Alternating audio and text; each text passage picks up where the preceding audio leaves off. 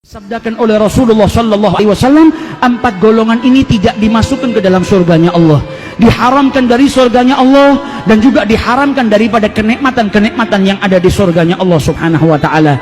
Nabi Muhammad menjelaskan yang pertama adalah mudminul khamr, orang yang minum minuman keras. Kemudian dikatakan oleh Rasulullah, wa akilur riba, orang yang makan riba, orang yang makan hartanya anak yatim, dan yang terakhir al-aguli walidayh, orang yang durhaka kepada kedua orang tuanya. Hati-hati bagi mereka yang masih punya kedua orang tua.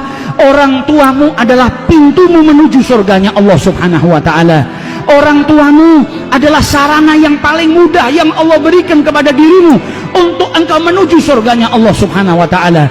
Orang tua yang disebut oleh Allah setelah penghambaan kepada Allah, wabil walidaini ihsana. Oleh karena itu Imam Hasan Al-Basri ketika ibunya meninggal, beliau menangis luar biasa ketika ditanya, engkau ini imam, engkau ini ulama besar, ditinggal mati oleh ibumu, menangis seperti ini, seperti orang yang tidak berpendidikan.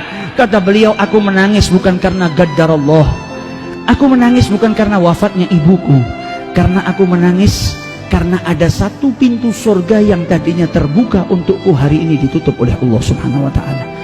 Orang tuaku adalah sarana yang paling mudah untuk menuju ke pintu surganya Allah Subhanahu Wa Taala, dan dengan wafatnya orang tuaku maka tertutup pintu tersebut.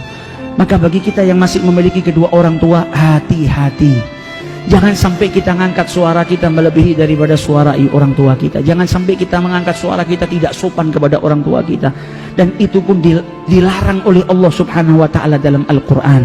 Mari kita tiru orang-orang yang mengagungkan orang tuanya, orang-orang yang memuliakan kedua orang tuanya. Bahkan sahabat-sahabat Nabi Muhammad di dalam sholat ketika dipanggil ibunya, dia mengeraskan bacaan supaya ibunya tahu kalau dia sedang sholat. Selesai sholat dia keluarkan beberapa ekor kambing, dia sedekahkan di jalan Allah agar diampuni oleh Allah, karena tadi meneriakkan suaranya supaya ibunya tahu kalau dia sedang sholat. Sabdakan oleh Rasulullah Sallallahu Alaihi Wasallam, 4 golongan